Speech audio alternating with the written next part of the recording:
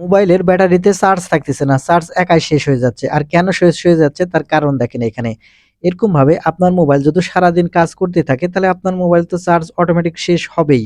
এরকমভাবে যদি কাজ করতে থাকে শুধু চার্জ শেষ নয়, আপনার মোবাইল গরম হবে, আপনার মোবাইল হ্যাং করবে এবং বিভিন্ন রকম সমস্যা দেখা দিবে যদি আপনার মোবাইল এই দিনরাত ২৪ ঘন্টায় এরকমভাবে কাজ করে। এছাড়াও আরেকটি গুরুত্বপূর্ণ সেটিংস আছে যেটা আপনার উপকারের জন্য আপনার মোবাইলে চালু করে রেখেছেন। কিন্তু দেখা যায় সেই সেটিংসটি আপনার উপকার না করে আপনার ক্ষতিটাই বেশি করে। কারণ সেই সেটিংস এর মাধ্যমে আপনার মোবাইলের চার্জ খুব দ্রুতই শেষ হয়ে যায়। তাই এই ভিডিওটিতে এই গুরুত্বপূর্ণ ২ টি সেটিংস আমি আপনাদের দেখাতে চলেছি। এই ২ টি সেটিংস যদি আপনি করে রাখেন তাহলে আপনার ফোন থেকে চার্জ দ্রুত আর শেষ হবে না। আর এই সেটিংস দুটো কিভাবে করবেন চলুন দেখিয়ে দিই।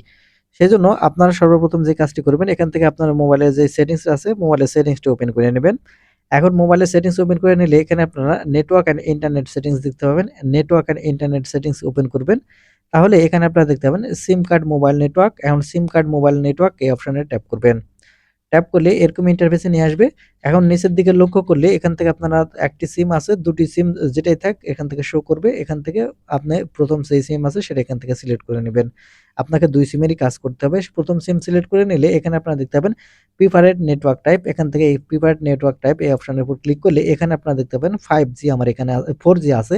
আপনার মোবাইলে কিন্তু 5G ও থাকতে পারে। দেখুন আপনার এলাকায় 4G নেটওয়ার্ক আছে, 5G নাই। অথচ আপনার মোবাইলে 5G চালু করে রেখেছেন।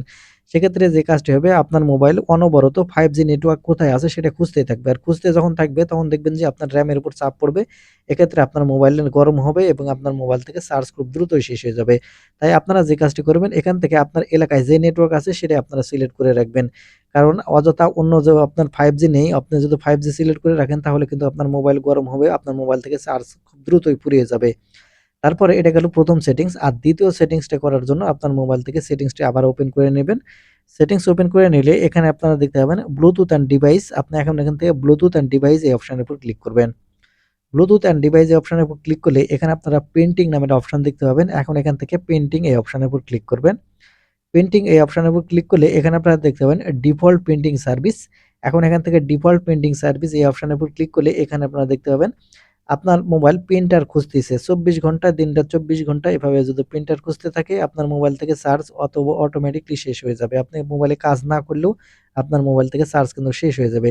সেটা বন্ধ করার জন্য উপরে দেখেন এনেবল বাটন, এটা আমি এখান থেকে বন্ধ করে দিলাম। দেওয়ার সাথে, সাথে দেখতে পাচ্ছেন এটা কিন্তু কাজ করা বন্ধ হয়ে গেছে। তাই আপনাকে উপরে এই এনেবল বাটন বন্ধ করতে হবে, তাহলে এটা সমাধান হয়ে যাবে। আর আরেকটি কাজ আপনাকে অবশ্যই করতে হবে। দেখুন অনেকগুলো অ্যাপ্লিকেশন কিন্তু আপনার মোবাইলে ব্যবহার করেন না, অপ্রয়োজনীয় থেকে যায়। যেগুলো অপ্রয়োজনীয় অ্যাপ আছে সেগুলো কিন্তু আপনার মোবাইল থেকে এখান থেকে আপনারা ডিলিট করে ফেলবেন। তাহলে কিন্তু আপনার মোবাইলের চার্জ অনেক বেশি স্থায়ী হবে। তো বন্ধুরা এই ছিল আজকের ভিডিওটি। ধন্যবাদ।